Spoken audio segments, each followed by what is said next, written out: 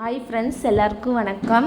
நான் உங்கள் நந்தினி. இது வரைக்கும் நம்ம சேனலை சப்ஸ்கிரைப் பண்ணிக்கோங்க. நான் 100 கிராம் மட்டன் எலும்பு வாங்கியிருக்கேன். எலும்பு சூப் வைக்கிறத பற்றி இந்த வீடியோவில் பார்க்க போகிறோம். வாங்க வீடியோக்குள்ளே போகலாம்.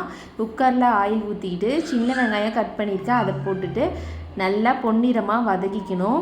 நல்லா வதக்கிட்டு நெக்ஸ்ட்டு இஞ்சி பூண்டு போட்டு நல்லா வதக்கிட்டு மட்டனை நல்லா வாஷ் பண்ணி வச்சுக்கலாம். அதோட மஞ்சத்தூள் உப்பு போட்டு மட்டனை ஆட் பண்ணி நல்லா வதக்கிக்கணும். அந்த எண்ணெயிலே ஃபஸ்ட்டு மட்டன் நல்லா வதங்கி வரணும். நெக்ஸ்ட்டு சின்ன வெங்காயம், மிளகு, சீரகம், கொத்தமல்லி, பூண்டெல்லாம் அரைச்சிக்கிறோம். பாருங்கள், இந்த மாதிரி நல்லா மட்டனும் எண்ணெயில் வதங்கிட்டுருக்கு.